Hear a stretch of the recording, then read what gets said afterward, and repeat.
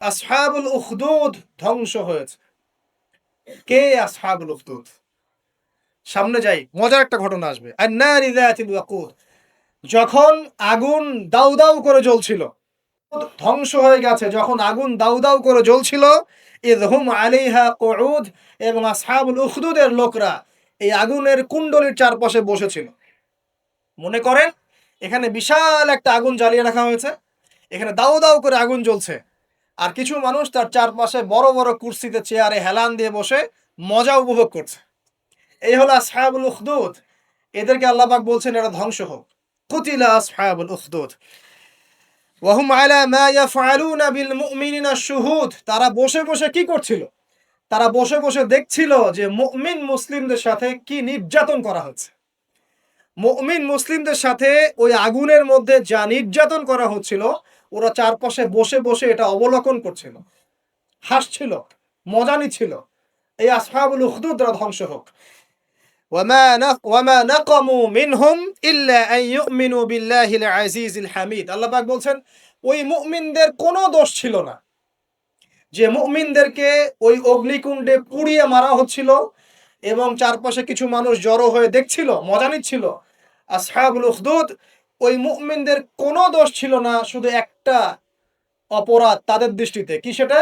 যে এই মুমিনরা এক আল্লাহর প্রতি ঈমান এনেছিল। এই মুমিন হওয়া ছাড়া তাদের কোনো দোষ ছিল না। কথা বুঝতে পারছেন? এবার চলে আসেন এখানে কিভাবে আসলাম। বহুদিন আগের কথা, কত বছর আমরা জানি না। একজন প্রতাপশালী বাদশা ছিল, এখনকার বিশ্ব নেতাদের মতোই পরাশক্তি। ওই যে আসহাবুল কাহাফের মতো, বা ওই নমরুদের মতো, বা ওই যে ফেরাউন, তার মতো একজন প্রতাপশালী বাদশা ছিল। তার অধীনে একজন বড় জাদুকর ছিল। কি ছিল? আচ্ছা, মজা আছে, ভালো করে বোঝেন। একটা বড় জাদুকর ছিল। এখনো কিন্তু বহু কান্ট্রি এই জাদুবিদ্যার চর্চা করে, আপনারা জানেন না। ভিতরে ভিতরে জাদুবিদ্যার চর্চা এখনো চলছে।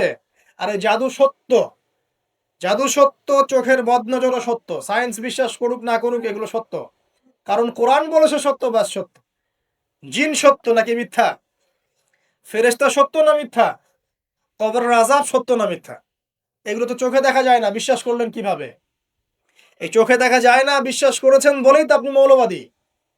চোখে দেখা যায় না, অহেতুক বিশ্বাস করছেন, অতএব আপনি একজন মৌলবাদী মানুষ। বুঝতে পারছেন? তো এই বিষয়গুলো বিশ্বাস না করলে কি আপনি মুমিন হতে পারবেন? আচ্ছা, কবরের আযাব সত্য না মিথ্যা আমরা বিশ্বাস করেছি, তোমরা মরার পরে বিশ্বাস করো। আমরা মরার আগেই বিশ্বাস করেছি, তোমরা মরার পরে বিশ্বাস।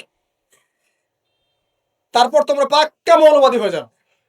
যখন মরার পরে যখন কঠিন কবরের আযাব শুরু হবে, দেখবা যে আইনাল ইয়াকিন। ইয়াকিন কয়েক প্রকার হয়। একটা হচ্ছে আপনার আইনাল ইয়াকিন, হাক্কুল ইয়াকিন, এরকম কথা আছে কোরআনে। মানে আইনাল ইয়াকিন মানে যে চোখে দেখলাম এবার বিশ্বাস করলাম। রব্বানা আবসারনা ওয়া সামি'না ফারজি'না না'মাল সালিহান ইন্না মুকিনুন।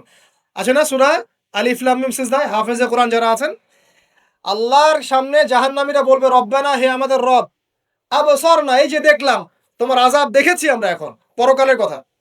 ওয়া সামি'না, এই যে শুনতে পাচ্ছি এখন আযাব। ফারজি'না, আমাদেরকে ফিরিয়ে দিন। কোথায় ফিরিয়ে দিবে? দুনিয়ায়। না'মাল সালিহান, আমরা সৎ কাজ করব। ইন্না মুকিনুন, আমাদের ইয়াকিন হয়ে গেছে। তার মানে সবাই বিশ্বাস করবে একদিন না একদিন, তাই তো? এই ঈসা ইবনে মারইয়ামকে যে মানুষ বলছে ক্রুসিফাইড, তাকে ক্রুসিফাইড করা হয়েছে, তিনি মারা গেছেন, নাউজুবিল্লাহ, বলা হচ্ছে না? আচ্ছা, ঈসা ইবনে মারইয়াম যখন নেমে আসবেন সবাই বিশ্বাস করবে না? সূরা মাইদায় এই জন্যই বলা হচ্ছে যে ঈসা ইবনে মারইয়ামকে যখন পাঠানো হবে, একজন আহলে কিতাব বাকি থাকবে না যে তার প্রতি ঈমান নিয়ে আনবে না। এমন একজন মানুষ তখন খুঁজে পাওয়া যাবে না যে তার প্রতি ঈমান আনবে না আহলে কিতাবদের মধ্যে। ঈসা ইবনে মারইয়ামকে ক্রুসিফিকশন করা হয় নাই। ঈসা ইবনে মারইয়ামকে আল্লাহ রাব্বুল আলামিন তার কাছে উঠিয়ে নিয়েছে। আর যে আল্লাহ পুরো মহাবিশ্ব চালাতে পারেন, সে একজন মানুষকে উঠাতেই পারেন। এটার এমন কি বিষয় যে আল্লাহ রাব্বুল আলামিন আপনার দেহের মধ্যে রূহ রেখে দিয়েছেন, তার হুকুমে বের হয়ে চলে যাবে। সে আল্লাহ রাব্বুল আলামিন রাসূল সাল্লাল্লাহু আলাইহি ওয়াসাল্লামকে মেরাজে উঠিয়েও নিতে পারেন। সিম্পল। এটা অবিশ্বাস করার কি আছে? আসুন সামনে যাই। এখানে যে বিষয়টা, যে বহুদিন আগে এরকম প্রতাপশালী বাদশার অধীনে একজন জাদুকর ছিল।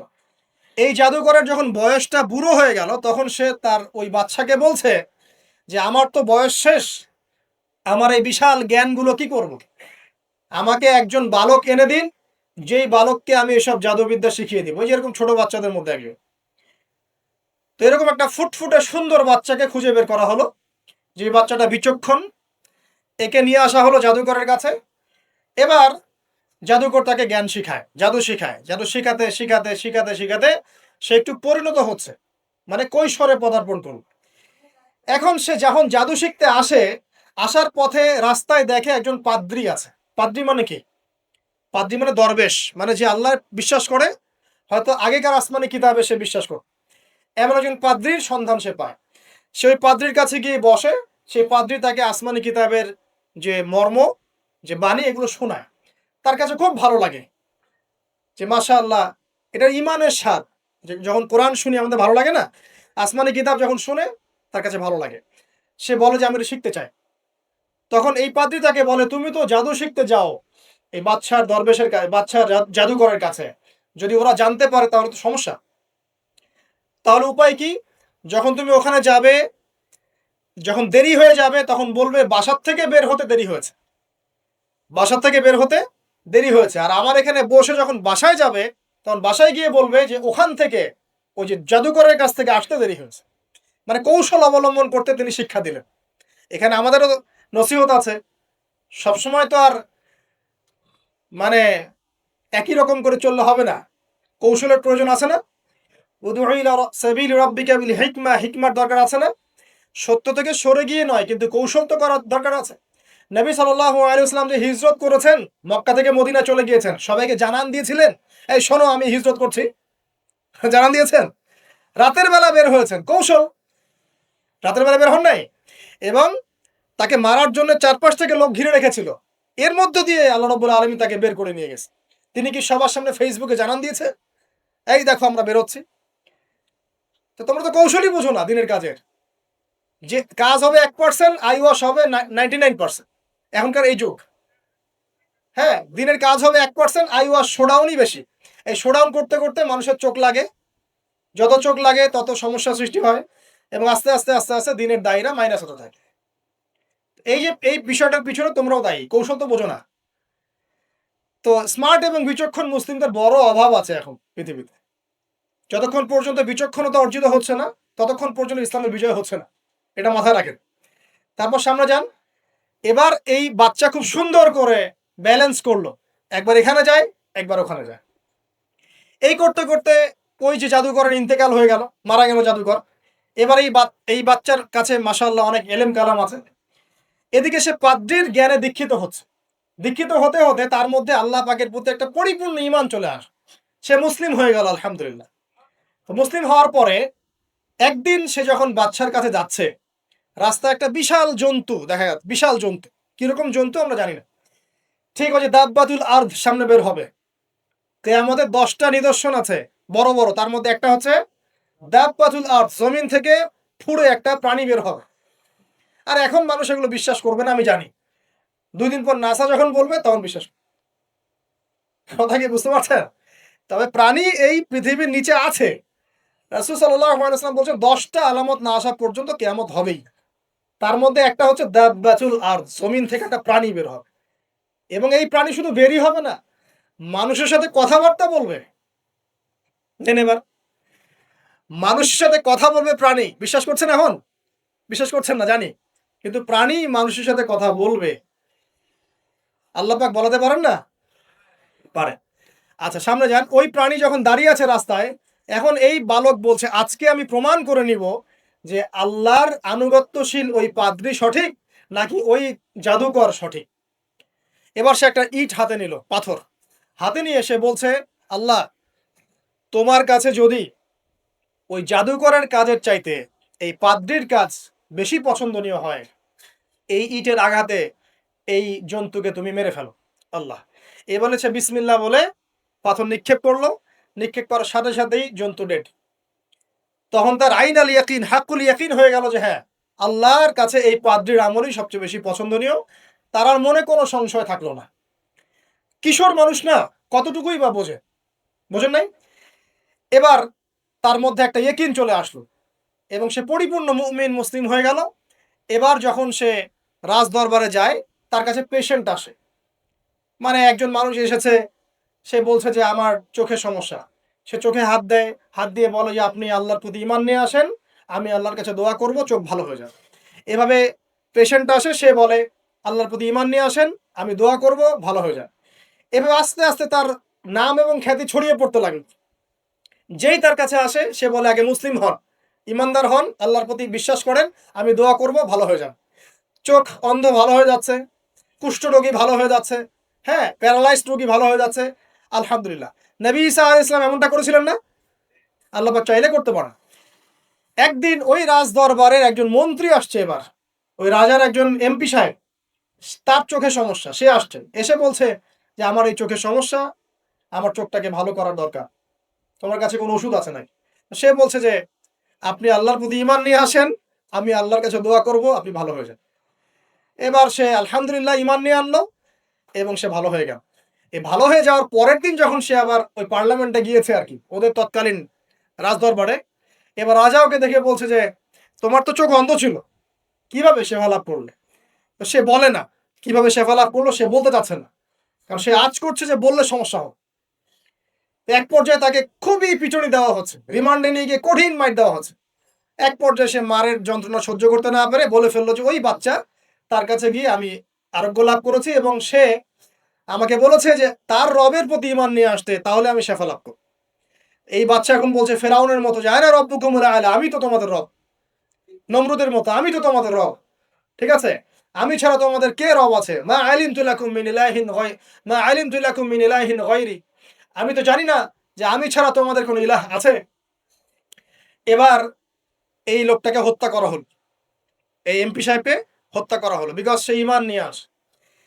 এবার সেই বালককে ডেকে আনা হচ্ছে, বলা হচ্ছে বলো তুমি নাকি তোমার রবের নাম দিয়ে মানুষের ট্রিটমেন্ট করা শুরু করেছো। তখন সেই বালক বলছে হ্যাঁ, আমি এক আল্লাহর প্রতি বিশ্বাস করি এবং তার রাসূলের প্রতি বিশ্বাস করি, তার প্রেরিত আসমানি কিতাবে বিশ্বাস করি। এখন রাজা বলছে আমি ছাড়া তোমাদের কোন ইলাহ আছে আমি তো জানি না। এই সৈন্যবাহিনী শোনো, এই বালককে ধরো, ধরে নিয়ে গিয়ে উঁচু পাহাড়ে নিয়ে যাও, ওখান থেকে ফেলে দাও। কথা বুঝতে পারছেন? এবার তাকে নিয়ে যাওয়া হলো, ক্রস ফায়ার দেওয়া হবে, এবার উপরে নিয়ে নেওয়া হয়েছে, একদম পাহাড়ের উপরে। এবার ওই বালক উপরে উঠে একটা দোয়া করছে, এই দোয়াটা সবাই শিখে নেন।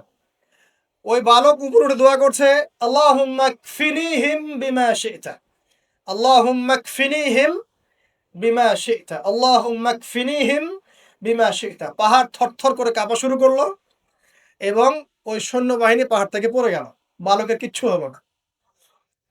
আমি কিন্তু বানোয়াট কোনো গল্প বলছি না, এটা কোরআন থেকে বলছি এবং এটা তাফসীর, আপনি যে কোনো তাফসীর পড়েন, মারিফুল কোরআন, তাফসীর ইবনে কাসির, জালালাইন পড়ে দেখেন, জাস্ট পড়ে দেখেন, আমার সাথে ডিবেট করার আগে। এবার সে বালক হেঁটে হেঁটে চলে আসলো রাজদরবারে। আবার কি ব্যাপার, তুমি মরো নাই? না, আল্লাহ আমাকে বাঁচিয়েছে, আমার রব আমাকে বাঁচিয়েছে। আবার পড়ানো হচ্ছে আরেক দল সেনাবাহিনীকে নিয়ে, যাও এবার ওকে সমুদ্রে নিয়ে যাও, সমুদ্রের মাছ সমুদ্রে ডুবিয়ে দিবে একদম। আবার সে ওখানে গিয়ে বলল আল্লাহুম্মা কফিনিহিম বিমা শি'তা, হে আল্লাহ, অর্থ হচ্ছে হে আল্লাহ, আমার বিপক্ষে যারা আছে আপনি যা দিয়ে ইচ্ছা ওদের বিরুদ্ধে আমাকে সাহায্য করেন। অর্থটা হচ্ছে এমন, আল্লাহুম্মা কফিনিহিম বিমা শি'তা, আল্লাহ আপনি আমার জন্য যথেষ্ট হয়ে যান, ওদের বিরুদ্ধে আমার জন্য যথেষ্ট হয়ে যান, যা ইচ্ছা তাই দিয়ে আপনি হেদায়েত করুন, মানে আমাকে হেফাজত করুন। ঠিক আছে, আল্লাহুম্মা কফিনিহিম বিমা শি'তা, ছোট্ট দোয়া। এবার ওই সমুদ্র উত্তাল হওয়া শুরু করলো এবং ওরা জাহাজ থেকে পড়ে গেল। এই বাচ্চা সেফলি আবার চলে আসলো রাজদরবার। বিশ্বাস করছেন না? চলে আস, এবার আসার পরে বলছে শোনেন, আমাকে এইভাবে মারতে পারবেন না, আমাকে এইভাবে মারা যাবে না, আমি আপনাদেরকে বলে দিচ্ছি কিভাবে আপনি আমাকে মারতে পারেন। তো বাচ্চা বলছে কিভাবে মারতে পারবো বলো। তখন সেই বাচ্চাটা বলছে যে আপনি সমস্ত এলাকার মানুষকে এক জায়গায় জড়ো করবেন, মানে পুরো নেশনের যত মানুষ সবাইকে একটা মাঠে নিয়ে আসবেন, মাঠের মাঝখানে একটা গাছ রোপণ করবেন বা একটা কিছু স্তম্ভ নির্মাণ করবেন, সেখানে আমাকে বেঁধে ফেলবেন। বেঁধে ফেলার পরে আমার এই ধনুক থেকে একটা তীর বের করবেন, তীর বের করে আপনি নিজ হাতে এই তীরটাকে নিশানা দিবেন, দিয়ে বলবেন বিসমিল্লাহ আল্লাহর নামে, বিসমিল্লাহ আল্লাহর নামে, বিসমিল্লাহি রব্বি হাযাল গোলাম বলে ছুড়বেন। অর্থ হচ্ছে আমি এই বাচ্চার রব, আমি এই বাচ্চার রব আল্লাহর নামে তীর ছুড়লাম, এটা বলে তীরটা নিক্ষেপ করবেন, তাহলে আমি মরবো, তার আগে মরবো। কথা কি বুঝতে পারছি? এবার তাই করা হলো, সমস্ত এলাকার মানুষকে এখানে জড়ো করা হলো। কথাটা ভালো করে বোঝেন, সমস্ত এলাকার মানুষ মানে কি? ওই এলাকার সব মানুষ, মানে মুমিন কাফের যে আছে সবগুলাকে একত্রিত করা হবে। করার পরে বাচ্চাটাকে এভাবে একটা জায়গায় বেঁধে দেওয়া হয়েছে, খেজুর গাছে, তাফসীরে এসেছে খেজুর গাছ। এবার সে এখান থেকে তীর বের করে বাদশা বলছে বিসমিল্লাহি রব্বি হাযাল গোলাম, নিক্ষেপ করলো। তীরটা ঠিক, আল্লাহ পাকের দৃষ্টি দেখেন এত সূক্ষ্ম, ওইটাই বর্ণনা করেছেন। তীরটা ঠিক বাচ্চার এই জায়গায় লেগেছে, এই যে মাথার এখান থেকে লেগে এদিকে বের হয়ে গেছে। হ্যাঁ, কি বুঝি না? ছেলেটা, বাচ্চা বাচ্চা, ওই বাচ্চা ছেলেটার এই যে কপালের এই পার থেকে এই পার পর্যন্ত তীর চলে গেল এবং বাচ্চাটা শহীদ হয়ে গেল আলহামদুলিল্লাহ। এবং এই বাচ্চাটা যখন মারা গেল বা শহীদ হয়ে গেল, আর সারা এলাকার মানুষ কি দেখলো? দেখলো যে বাদশা তাকে দুইবার চেষ্টা করে মারতে পারে নাই, কিন্তু তার রবের নাম যখন নেওয়া হয়েছে, আল্লাহর নাম নেওয়া হয়েছে, মারতে পেরেছে। দেন পুরো এলাকার সমস্ত মানুষ মুসলিম হয়ে গেল। একজন বাচ্চার জীবনের বিনিময়ে সমস্ত এলাকার মানুষ ইসলামের হেদায়েত পেয়ে গেল আলহামদুলিল্লাহ। এবার বাচ্চার মাথা তো আরো খারাপ, একটাকেই সামলাতে পারছিলাম না, এবার তো সমস্ত এলাকার মানুষ মুসলিম হয়ে গেছে। এখন কি করবেন? এখন সেনাবাহিনীকে আদেশ করা হয়েছে সমস্ত মানুষগুলোকে জড়ো করো, জড়ো করে একটা গর্ত খোঁড়ো, একটা গর্ত খুঁড়ে সেখানে আগুন জ্বালাও, আগুন জ্বালিয়ে সমস্ত মানুষকে ফেলে দাও। দৃশ্যটাকে কল্পনা করতে পারছেন? একটা পুরো এলাকার মানুষকে একটা মাঠের মধ্যে একত্রিত করে সেখানে আগুন জ্বালিয়ে সবাইকে সেখানে ফেলে দেওয়া হলো এবং তারা চতুর্দিক থেকে এটাকে অবলোকন করতে লাগলো, মজা উপভোগ করতে লাগলো। এটাই আল্লাহ পাক বলছেন কুতিলা আসহাবুল উখদুদ ইয হুম আলাইহা কুউদ ওয়া হুম আলা মা ইয়াফআলুনা বিল মুমিনিনা শুহুদ। শেষ পর্যায়ে তাফসীরে এসেছে, শেষ পর্যায়ে একজন মায়ের কোলে একটা ছোট্ট বাচ্চা ছিল, তো সেই মা নিজে লাফ দিবে এটাতে তার কোনো সমস্যা নেই, কিন্তু বাচ্চাটাকে নিয়ে লাফ দেওয়ার জন্য সে ইতস্তত বোধ করছে। তখন আল্লাহ রাব্বুল আলামিন সেই ছোট্ট বাচ্চাটার কোলে, সেই ছোট্ট বাচ্চাটার জবানের মধ্যে আল্লাহর কুদরত নিদর্শন নাজিল করলেন। ওই বাচ্চাটা কথা বলা শুরু করলো। সেই বাচ্চাটা বলল লা তাখাফি ইয়া উম্মা, এটা শব্দটা এমন এসেছে, ইয়া উম্মা, হে আমার মা, লা তাখাফি, তুমি ভয় করো না, ফাইন্নাকি আলাল হক, কারণ আপনি সত্যের উপর আছেন, লাফ দিন। যারাই সে অগ্নিকুণ্ডে সেদিন লাফ দিয়েছে তারাই জান্নাতের স্বাদ পেয়েছে আলহামদুলিল্লাহ। এই হলো আসহাবুল উখদুদের ঘটনা, যেটা আল্লাহ রাব্বুল আলামিন সূরা বুরুজের মধ্যে বলেছেন। এখানে একটাই শিক্ষণীয় বিষয়, ঈমান এর শক্তি, একজন ছোট্ট বালকের মধ্য দিয়ে কিভাবে আল্লাহ রাব্বুল আলামিন পুরো নেশনকে হেদায়েত করতে পারেন, এবং আল্লাহ রাব্বুল আলামিন সমস্ত পরিকল্পনার উপরে মহা পরিকল্পনাকারী, এবং আল্লাহ সুবহানাহু ওয়া তাআলা তাদেরকে চিরস্মরণীয় করে রেখেছেন কোরআনের পাতায়। কিয়ামত পর্যন্ত মানুষ এই ঘটনা পড়বে, তাদের থেকে শিক্ষা গ্রহণ করবে, করবে না? তা আল্লাহ রাব্বুল আলামিন সবচেয়ে বেশি স্মার্ট, না আমরা সবচেয়ে বেশি স্মার্ট? এরপরে আল্লাহ রাব্বুল আলামিন বলছেন যে তারা ঈমান আনা ছাড়া অন্য কোনো অপরাধ করে নাই। এই মুমিন যারা ছিল আগুনে লাফ দিয়েছে, এদের কি কোনো অপরাধ ছিল? এদের কোনো অপরাধ ছিল? কি অপরাধ ছিল? তারা শুধুমাত্র কি ছিল? মুমিন ছিল। ঈমান আনার ফলে তাদের এই পরিণতি হয়েছে, তাদেরকে অগ্নিকুণ্ডে লাফ দিতে তারা বাধ্য হয়েছে। যারা দিয়েছে তারা কি জান্নাতি না জাহান্নামী? জান্নাতি। ওই যে বালক যে একা দৃষ্টান্ত স্থাপন করে গেল এবং পুরো নেশনকে হেদায়েত দিয়ে গেল, এই বালক সফল না ব্যর্থ? আল্লাহ রাব্বুল আলামিন যদি চান তাহলে এরকম একজন দুইজন মানুষকে দিয়েও পুরো নেশনকে হেদায়েত করাতে পারেন। এবং যেটা হয়ে গেছে আগে সেটা এই যুগেও সম্ভব। সম্ভব না? শুধু সম্ভবই না, বরং আপনাদের চোখের সামনে এটা হয়েছেও, কিন্তু আপনারা সেটা বুঝতে পারেন নাই। আপনাদের চোখের সামনে যুগের পর যুগ এমন ঘটনা ঘটেছেও, কিন্তু আপনারা হয়তো বুঝতে পারেন নাই, ধরতে পারেন নাই। আল্লাহ রাব্বুল আলামিন এমন মানুষদেরকে দিয়ে পুরো নেশনকে হেদায়েত করেন। কিছু মানুষকে আল্লাহ পাক পরীক্ষায় ফেলেন, তাদের মধ্য দিয়ে আল্লাহ পুরো নেশনকে হেদায়েত করতে পারেন আলহামদুলিল্লাহ। আসহাবুল উখদুদের এই বাচ্চার মধ্যে আমাদের সবার জন্য নিদর্শন আছে। আল্লাহ পাক আমাদের সবাইকে প্রকৃত ঈমানদার হওয়ার তৌফিক দান করুন, বেশি বেশি আমল সালেহ করার তৌফিক দান করুন, ঈমানের উপর দৃঢ় থাকার তৌফিক এনায়েত করুন এবং দৃষ্টান্ত স্থাপন করার তৌফিক দান করুন এবং যে কোনো রকম দৃশ্য অদৃশ্যের বিপদ আপদ বালা মুসিবতের বিপক্ষে আল্লাহ পাকই যেন যথেষ্ট হয়ে যান, আমিন। শেষ করি, সূরাটার সামনে যাই। আল্লাহ রাব্বুল আলামিন এরপর যেটা বলেছেন যে ইন্নাল্লাযীনা, ওদের পরিণতি কি হবে যারা এই কাজটা করলো। ইন্নাল্লাযীনা ফাতানুল মুমিনিনা ওয়াল মুমিনাত সুম্মা লাম ইয়াতুবু ফালাহুম আযাবু জাহান্নাম। যারা মুমিনদের সাথে এমন নির্যাতন করলো, কি করলো, আগুনে পুড়িয়ে জীবন্ত মেরে ফেললো। যারা মুমিনদের সাথে এমন দৃষ্টান্ত স্থাপন করলো, নির্যাতন করলো, ফিতনায় ফেললো এবং তওবা করে ফিরেও আসলো না, আল্লাহ পাক বলছেন নিশ্চয়ই তাদের জন্য যন্ত্রণাদায়ক শাস্তি আছে জাহান্নামে, ওয়ালাহুম আযাবুল হারিক, এবং তাদের জন্য মর্মান্তিক শাস্তি অপেক্ষা করছে। কাদের জন্য? যারা মুমিনদেরকে ফিতনায় ফেলেছে, কষ্ট দিয়েছে, নির্যাতন করেছে, নিপীড়ন করেছে। তারপর আল্লাহ পাক বলছেন ইন্নাল্লাযীনা আমানু ওয়া আমিলুস সালিহাত লাহুম জান্নাতুন তাজরি মিন তাহতিহাল আনহার। আর যারা এই পরীক্ষায় উত্তীর্ণ হয়ে গেল, যাদেরকে আসহাবুল উখদুদরা ফেলে দিল গর্তে, যারা আগুনে আগুনে লাফ দিল, অগ্নি পরীক্ষা দিল, আল্লাহ পাক বলছেন এরা সফল হয়েছে, এরা জান্নাতে যাবে যার তলদেশ দিয়ে নহর সমূহ প্রবাহিত হচ্ছে। আলহামদুলিল্লাহ, ওয়াযালিকাল ফাওজুল কাবীর। আর এটা হচ্ছে সবচেয়ে বড় সাফল্য, এটাই হচ্ছে সাফল্যের চূড়ান্ত সংজ্ঞা। দুনিয়াতে আপনি কতটুকু খাচ্ছেন, পড়ছেন, কতটুকু ব্যবসা বাণিজ্য করছেন, কতটুকু স্ট্যাটাসের মালিক, এটা বড় কথা নয়। আমি আপনি দিন শেষে জান্নাতে যেতে পারবো কিনা, এটাই বড় কথা। যদি জান্নাতে যেতে পারি, ইনশাআল্লাহ তাআলা আমরা সফল। যদি জান্নাতে যেতে ব্যর্থ হই, আল্লাহ না করুক, তাহলে আমার হচ্ছে ব্যর্থ এই মহাবিশ্বের কোনো সৃষ্টি নাই। আল্লাহ পাক বোঝার তৌফিক এনায়েত করুন, আমিন। আল্লাহ পাক এরপরে বলছেন ইন্না বাতশা রাব্বিকা লাশাদীদ। জেনে রাখো, যারা আল্লাহর বিরোধিতা করবে, তার নবী, তার আসমানি কিতাব এবং দ্বীনের বিরোধিতা করবে, তাদের জন্য আল্লাহর শাস্তি আছে। এই শাস্তিটা প্রচন্ড কঠিন। ইন্না বাতশা রাব্বিকা লাশাদীদ, আল্লাহ পাকের শাস্তি প্রচন্ড কঠিন। আমরা একটা কনসেপ্ট লালন করি মাথায়, আল্লাহ পাক গফুর রহিম, রহমানুর রহিম, ঠিক আছে, তাই না? একই সাথে আল্লাহ পাক কিন্তু শাদীদুল ইকাব বটে। আল্লাহ পাক একই সাথে কিন্তু কঠোর শাস্তিদাতাও বটে। আল্লাহ এটা বলছেন ইন্না বাতশা রাব্বিকা লাশাদীদ। আল্লাহ পাক ছাড় দিচ্ছেন আমাদেরকে, ছেড়ে দিবেন না কিন্তু।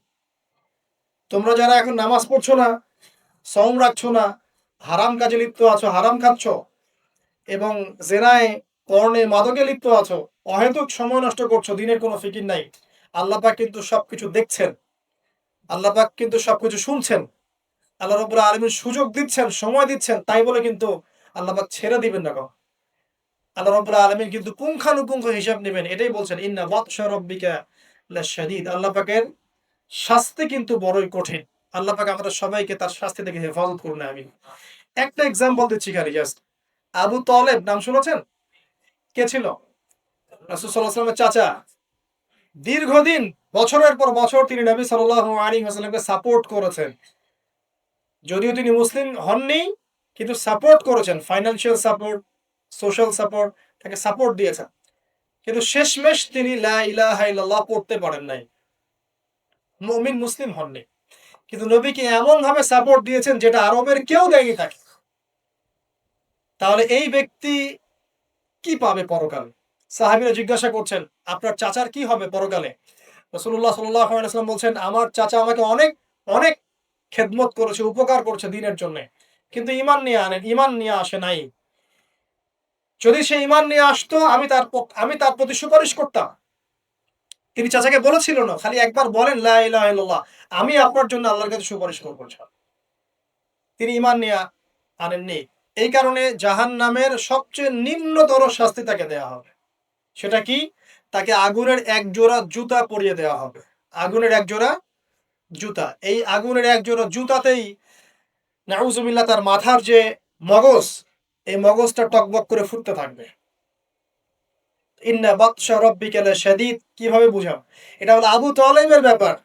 তাহলে যারা এখন প্রকাশ্যে ইসলামের এগেইনস্টে কথা বলছে, কাজ করছে, সুন্নতের খেলাফ কাজ করছে, আমরা নামাজ পড়ছি না, সুদ খাচ্ছি, ঘুষ খাচ্ছি, দুর্নীতি করছি, আমাদের কি হবে?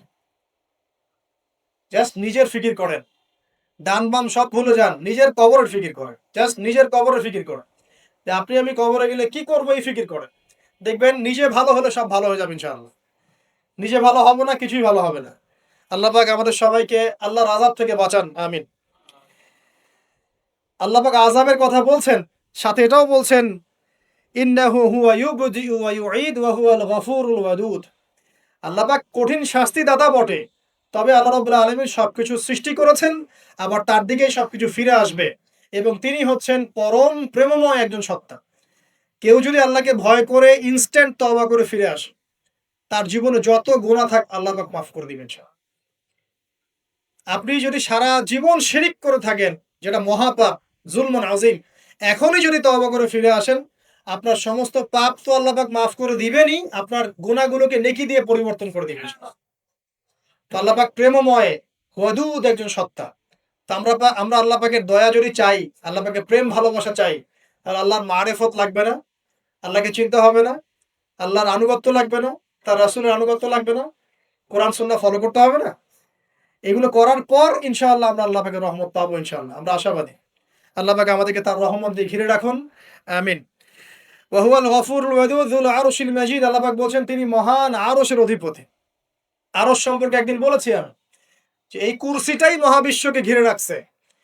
আর এই কুরসিটা আরশের তুলনায় এমন যে একটা মরুভূমিতে একটা ঢাল ফেলে দেন, একটা মরুভূমির মধ্যে একটা থালাকে ফেলে দেন, অনুপাতটা যেমন হবে আরশ আর কুরসির অনুপাতটা এমন। আরশটা এত বিশাল যেটা ৮ জন ফেরেশতা ধরে রেখেছে। তার উপরে আল্লাহ রাব্বুল আলামিন আরশে আযীমে সমুন্নত। তো সে আল্লাহকে চিনতে শিখুন, আল্লাহর আনুগত্য করতে শিখুন। আল্লাহ পাক তৌফিক দান করুন। ফাআলিন লিমা ইউরিদ। আল্লাহ পাক যা ইচ্ছা তাই করতে পারেন। হাল আতাকা হাদিসুল জুনুদ। হে নবী মুহাম্মদ সাল্লাল্লাহু আলাইহি ওয়াসাল্লাম, তোমার কাছে কি এই সেনাবাহিনীর খবর পৌঁছেছে? এটাকে ফেরাউন ওয়া সামুদ, ফেরাউন এবং সামুদের বিশাল পরাক্রমশালী এই ফোর্সের কথা তোমার কাছে কি পৌঁছেছে? এই আসহাবুল উখদুদের সেনাবাহিনীর কথাই বলেন, আর ওই যে ফেরাউন বা নমরুদ বা সামুদ আদ জাতির কথাই বলেন, এরা সবাই কিন্তু আল্লাহর গজবে ধ্বংস হয়ে গিয়েছে। আল্লাহ রাব্বুল আলামিনের কাছে সবাই তুচ্ছ, সবাই তুচ্ছ। আমরা আল্লাহ রাব্বুল আলামিনের ক্ষমতার কাছে তুচ্ছ। তাই এই নশ্বর দুনিয়ায় আল্লাহর অবাধ্যতা করে উদ্ধত অহংকারী হওয়ার কোনো মানে হয়? হয় না। আল্লাহ পাক আমাদের সবাইকে বিনয়ী বানিয়ে দিন, আল্লাহর প্রতি আনুগত্যশীল বানিয়ে দিন। বালিল্লাযীনা কাফারু ফি তাকযীব। বরং যারা কুফরি করছে এরা তো মিথ্যা প্রতিপন্ন করছে। ওয়াল্লাহু ওয়াল্লাহু মিন ওয়ারাইহিম মুহীত। আল্লাহ রাব্বুল আলামিন কুফফারদেরকে চতুর্দিক থেকে ঘিরে রেখেছেন। বাল হুয়া কুরআনুম মাজিদ। আর এই যে কথাগুলো বলা হলো, এগুলো কোনো অলীক গল্প নয়, বরং এটা হচ্ছে কুরআনুম মাজিদ ফি লাওহিম মাহফুজ, যেটা লাওহে মাহফুজ থেকে নাজিল হয়েছে। আল্লাহ রাব্বুল আলামিন আমাদের সবাইকে এই সূরাটা থেকে শিক্ষা নেওয়ার তৌফিক দান করুন। খুব সংক্ষেপে যদি সামারি করি, তাহলে এই সূরার মধ্যে আল্লাহ রাব্বুল আলামিন বিশাল বিশাল বিষয়ের কসম করেছে, এবং বিশাল বিষয়ের কসম করে আল্লাহ পাক বড় একটা ঘটনা বলছেন, যে ঘটনার মধ্য দিয়ে একজন যুবককে দিয়ে আল্লাহ রাব্বুল আলামিন পুরো কওমকে হেদায়েত করছেন। একজনের জীবনের বিনিময়ে আল্লাহ পাক পুরো জাতিকে হেদায়েত করলেন। তো সেটা যদি আল্লাহ ওই যুগে করতে পারেন, এখনো করতে পারেন। এখানে আল্লাহর কাছে তারা সাফল্যমণ্ডিত হয়েছে যারা ঈমান এনেছিল, আর যারা ওদেরকে আযাব দিয়েছে, আগুনে পুড়িয়ে মেরেছে, এদেরকে আল্লাহ পাক জাহান্নামী ঘোষণা করেছে। আল্লাহ পাক বলেছেন আমি শুধু গফুর রহিমই নই, আমি বরং শাদীদুল ইকাব, কঠিন শাস্তিদাতাও বটে। ইতিহাস ঘেঁটে দেখো, ফেরাউন নমরুদ যত বড় বড় জুনদের অধিকারী যারা ছিল, এদেরকে কিন্তু এই পৃথিবীতে সাস্টেইন করতে দেওয়া হয় নাই। যারা আল্লাহর আনুগত্য দাসত্ব করেছে, এদেরকেই আল্লাহ রাব্বুল আলামিন সম্মানিত পুরস্কৃত করেছেন। যারা করে নাই, তাকযীবের মধ্যে ছিল, এদেরকে আল্লাহ পাক ধ্বংস করেছেন। আল্লাহ রাব্বুল আলামিন বলছেন শেষে গিয়ে, এগুলো কোনো অনেক গল্প কাহিনী নয়, বাল হুয়া কুরআনুন মাজিদ। এটা হচ্ছে সম্মানিত মহিমান্বিত কোরআন, ফি লাওহিন মাহফুজ, যেটা লাওহে মাহফুজ থেকে আল্লাহ রাব্বুল আলামিন পৃথিবীতে আমাদের জন্য নাজিল করেছেন। আল্লাহ সুবহানাহু ওয়া তাআলা আমাদের সবাইকে এই সূরাতুল বুরুজের মধ্যে যে ঘটনা, আসহাবুল উখদুদের ঘটনা, এখান থেকে শিক্ষা নেওয়ার তৌফিক এনায়েত করুন। আমিন। আল্লাহ পাক আমাদের সবাইকে প্রকৃত মুমিন মুসলিম হওয়ার তৌফিক দান করুন। আল্লাহ পাক আমাদের সবাইকে মধ্যমপন্থী হওয়ার তৌফিক দান করুন। রাসূলুল্লাহ সাল্লাল্লাহু আলাইহি ওয়াসাল্লামের সুন্নত মেনে চলার তৌফিক দান করুন। একই সাথে আমরা দোয়া করি আল্লাহ পাক তার শাস্তি থেকে আমাদেরকে হেফাজত করুন, এবং তার রহমতে আমাদেরকে অলংকৃত করুন। আল্লাহ রাব্বুল আলামিন যেন আমাদের সবাইকে মাফ করে দেন, এবং কোরআনওয়ালা বানিয়ে দেন, সুন্নতওয়ালা বানিয়ে দেন, দ্বীনের জন্য কিছু করার তৌফিক আল্লাহ পাক দান করেন, আমিন। ঈমানের উপর দৃঢ়তা, ইস্তেকামা আল্লাহ পাক দান করেন, আমিন। আমি এই বলে আমার সংক্ষিপ্ত আলোচনা শেষ করছি। সুবহানাকা আল্লাহুম্মা ওয়া বিহামদিকা আশহাদু আল্লা ইলাহা ইল্লা আনতা আস্তাগফিরুকা ওয়া আতুবু ইলাইক। আসসালামু আলাইকুম ওয়া